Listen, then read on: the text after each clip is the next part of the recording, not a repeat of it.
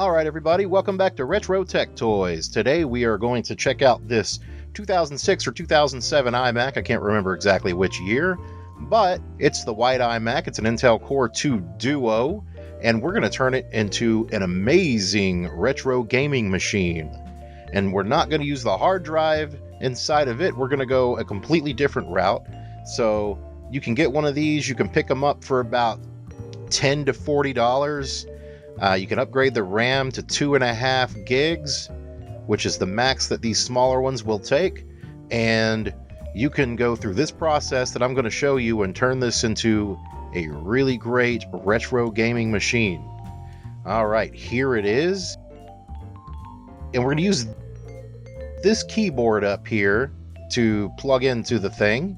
And I've also got an Xbox controller that we're going to use for the video game controller. So those are the only two things you need. You don't even technically really need a mouse, although it does help.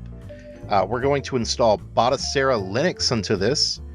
And here's Link. He wanted to say hello. Say hi, Link. I mean, it is his channel, so he does get to say hi. Anyway, go to Batocera's website, and you're going to need to download the x86 32-bit version of Batocera. So you're going to need that file, and you're going to need a USB stick, preferably as big as you can get it, or a micro SD card and a USB flash adapter. Either of those will work. So then download Batocera, and then download Etcher, and start Etcher, and for the first column, put the Batocera image that you've downloaded and then extracted. And then on the second field, you choose your SD card. Now it's going to erase everything on your SD card. And then you click the flash button and you wait a few minutes. It's going to make you a bootable Batocera USB stick. It's really easy. So then you take that USB stick and you insert it into the Mac. And when you do that, you hold down the Option key and power the Mac on until you get a special screen that allows you to choose what you want to boot from. You're going to want to choose the USB stick to boot from. So remember that, and just wait a minute and you should be booted into Batocera. And if it doesn't work, you might need to try to use an older version of Batocera.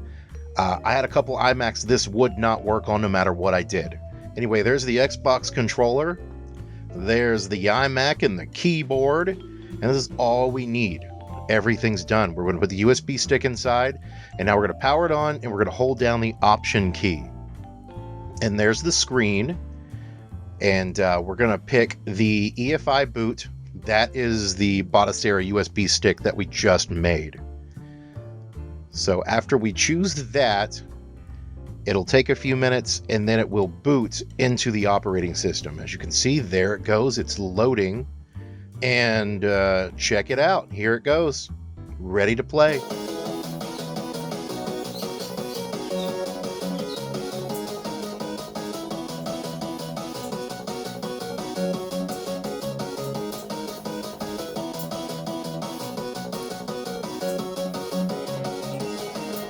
And I'm not going to tell you where to get ROMs or any of that kind of thing, but I do have a bunch of ROMs loaded on here, and as soon as you load them in to your USB stick, it will let you play them. A few of them you're going to need a BIOS for, but it typically handles all of that. So let's just play Duke Nukem.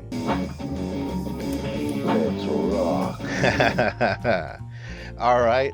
So we're playing Duke Nukem. This is the N64 version. I've got that on there. And in a minute, I'll show you how to load the ROMs into Batocera Linux. I won't show you where to get them, of course. I think most of you know where to get them. But basically what you do is you put the ROMs onto their own USB stick. And then you put that USB stick into the computer also. And then you can actually go in and copy the ROMs to your Batocera OS folder. And for this, a mouse would be very handy. If you don't have a free USB stick, you can also do this over a network, but I've never messed with that. But anyway, let's go check out a couple more games. You saw how well Duke Nukem ran. The controls were really weird on that. I think it's because I don't have an N64 controller. Here's a little bit of Legend of Zelda running on the Nintendo 64. Runs everything up to Nintendo 64 just fine. I haven't tried anything super modern yet, like And when I say super modern, I still mean retro, like Sega Saturn or Dreamcast or any of that. And you can't do GameCube on the iMac. There's not even an option. There's not even a GameCube folder in Batocera.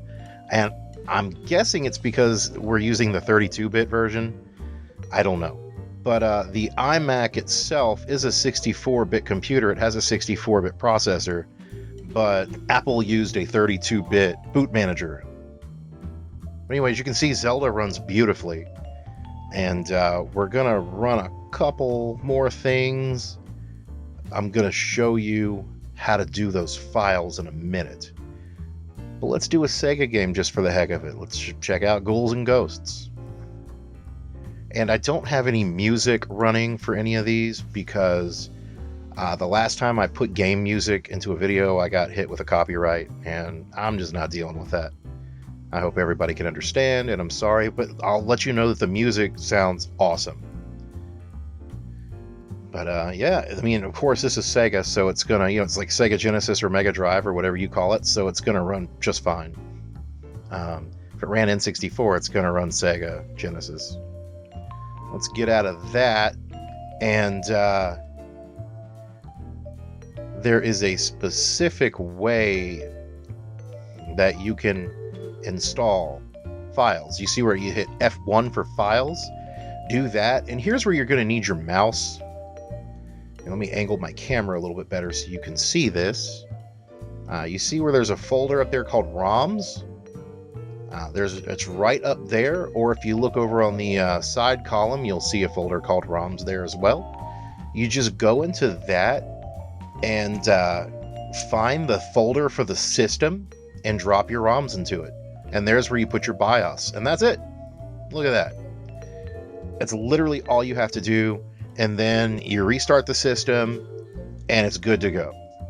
There's even a section where if you get into the menu, you can tell it to refresh your list of games. You don't even have to restart.